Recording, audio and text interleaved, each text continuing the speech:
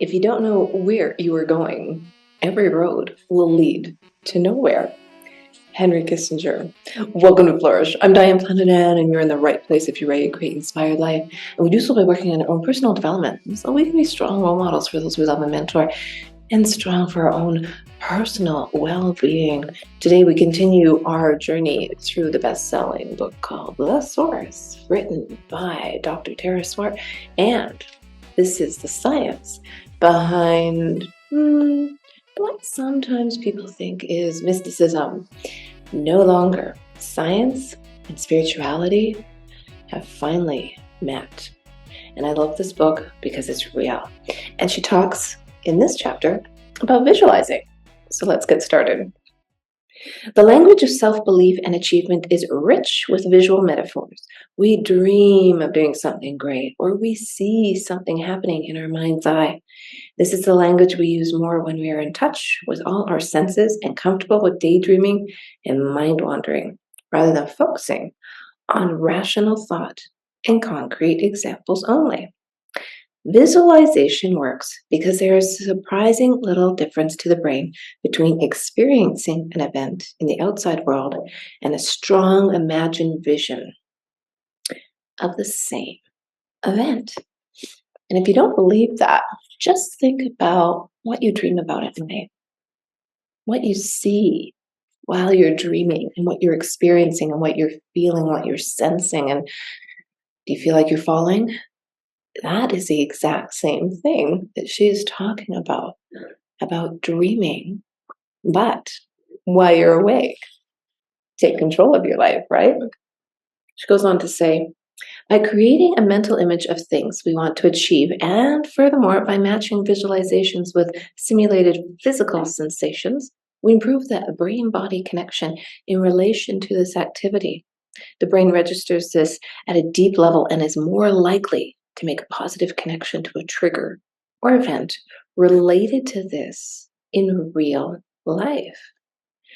Visualizing our ideal future primes the brain to recognize aspects of it in our daily actions and interactions, see opportunities that will help us, and be attracted towards them. And that goes back both ways. When you're thinking lack, you attract it. When you're thinking abundance, you attract it. And that's why we talked about, and I'm really glad she started this book with the law of attraction in the first chapter. So if you didn't listen to that episode, I encourage you to go back, and I will share a link in the show notes as well. But pose a question to yourself before bed. What are you dreaming about? Pose a question to yourself to solve a problem, and let it digest in your mind. And you might see something along the way that has made you more aware of it. That is the power of visualization. She has this exercise she does with people. When I use visualization with people in order to prepare for a single event, such as attending a job interview, giving a speech, or winning a competition, they will imagine every aspect of that event in their mind's eyes. What they're wearing, all the way down to their shoes, who they are with, seeing that sea of faces, where they are playing out the scenario in full and ending it with a positive result. If people have been to the venue before, they can picture themselves there. If not, they can Google it or just try and pop in before the event so it's familiar to the brain.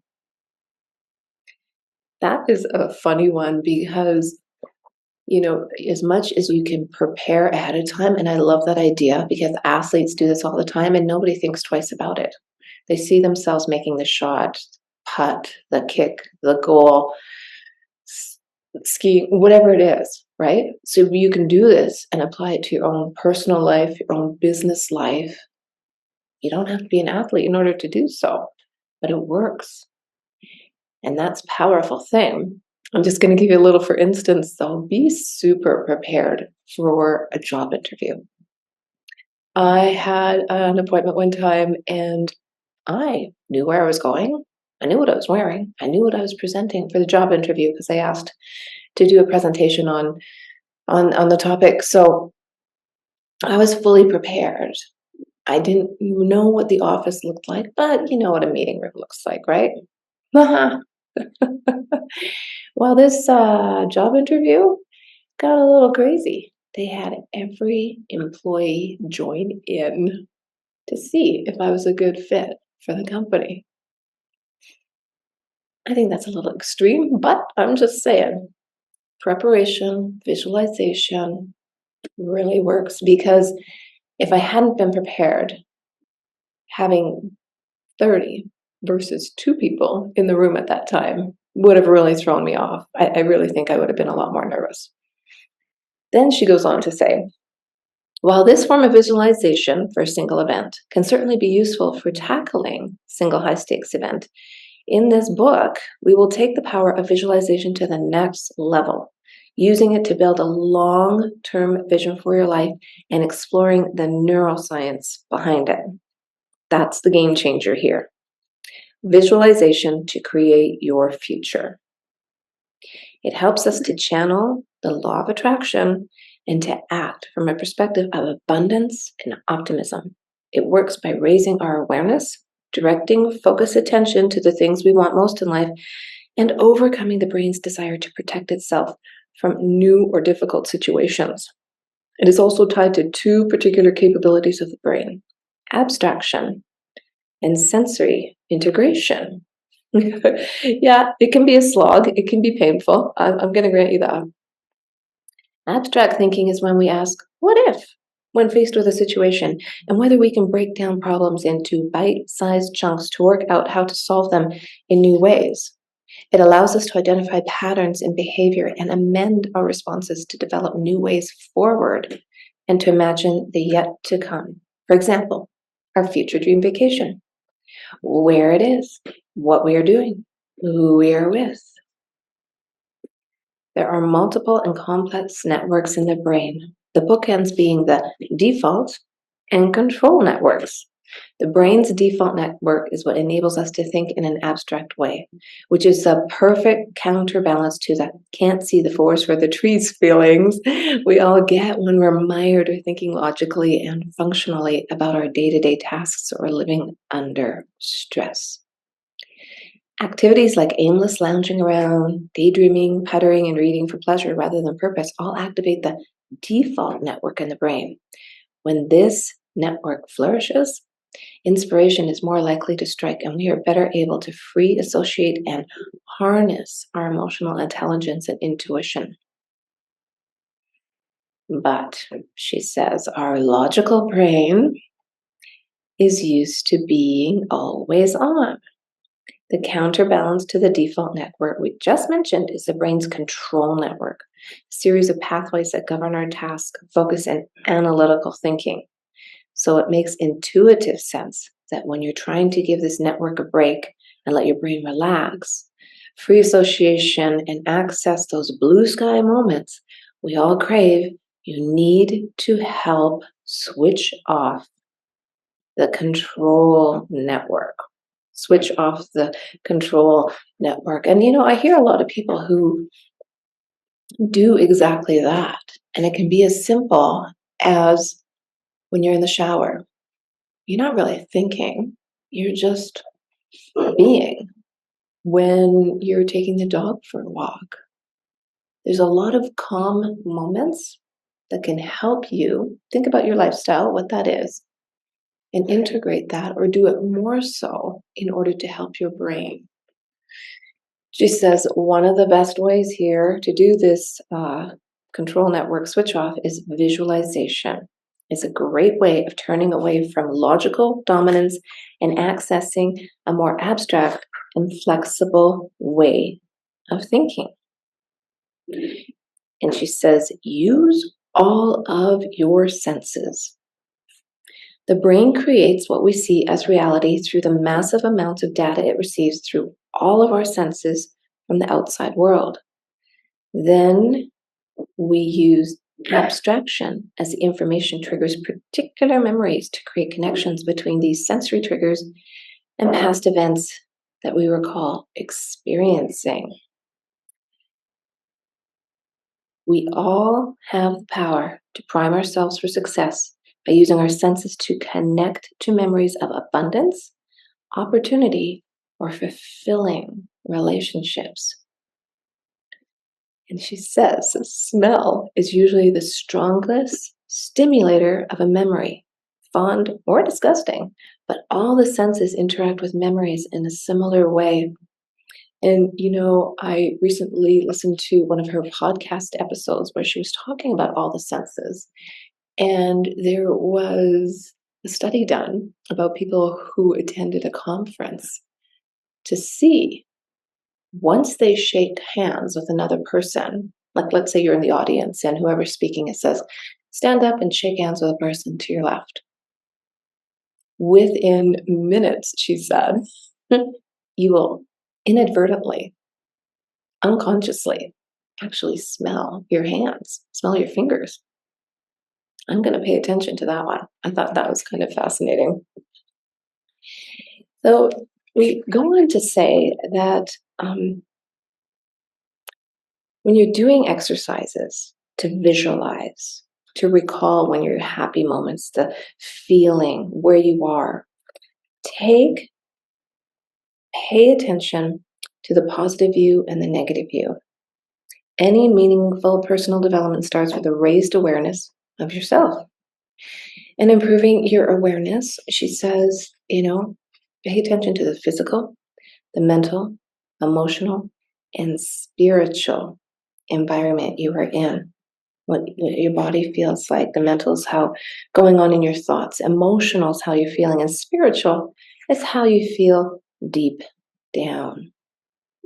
She goes on to say, if I find it too difficult to change my thought patterns after working through those 4 items to regulate her emotions or lift her spirits, she says, I know I can at least lift my chin, put my shoulders back, make good eye contact, and smile at people. Act as if it's impossible to fail. Act as if how you want to be perceived.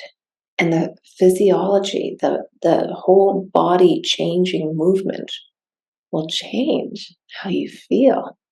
Action wins the race here. So head held high, chin up, smile. Do you feel better? Keep trying. I know it helps me. I love that. Aim to adopt an attitude of positive encouragement towards yourself at all times. Praise activates the emotional circuitry associated with love, trust, and joy. Self-criticism and negativity, on the flip side, activate the survival circuitry associated with emotions such as fear, anger, disgust, shame, and sadness. This biases our perspective towards scarcity. It makes it more likely we will remain frozen in the status quo rather than taking any risks that may lead to further punishment. Praise activates the emotional circuitry. It's excitement, which correlates to the bonding hormone oxytocin, making us feel warm towards ourselves and others. As a result, when we're in the habit of thinking in this way, we're more likely to act on the basis of abundance and feel that no one else's success diminishes our own. And no one else's success should diminish your own success, because comparison is the thief of joy. Not everybody is destined in this universe to be the same. Not one of us is the same. Every single person's DNA and fingerprints are different. That's why you're always encouraged to really focus on what you love to do, what you're really good at. Some people call it their passion. And I know you have a day job and you have to pay the bills and you have to feed the kids and you have to do this, that, and the other thing. But take a little bit of time for yourself each day to work on what feeds you. This podcast is what feeds my soul. It's not my full-time job. Hey, you're on YouTube. It's free, right? One day I would like it to be, but it feeds me so I can keep moving forward and I can keep helping others, paying it forward by simply recording great book reviews for you to help you move forward with your dreams. Do you see how it's all interconnecting? Yeah, I love how that works. So she says, think about a moment time that your brain is effectively reliving previous difficult or happy occasions, and how this visualization will be affecting your mindset and decision making.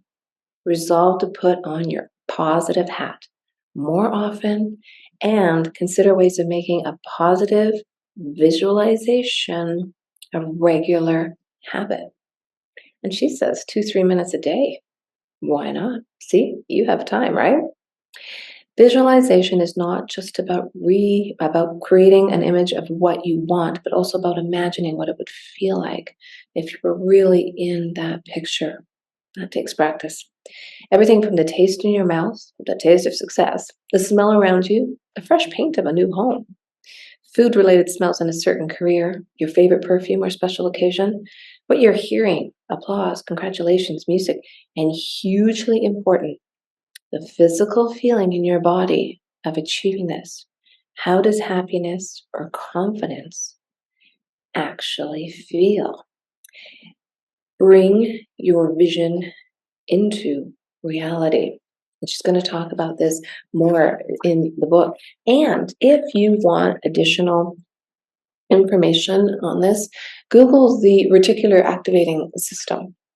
It will explain in detail what's going on in all of our brains and how we can harness that power.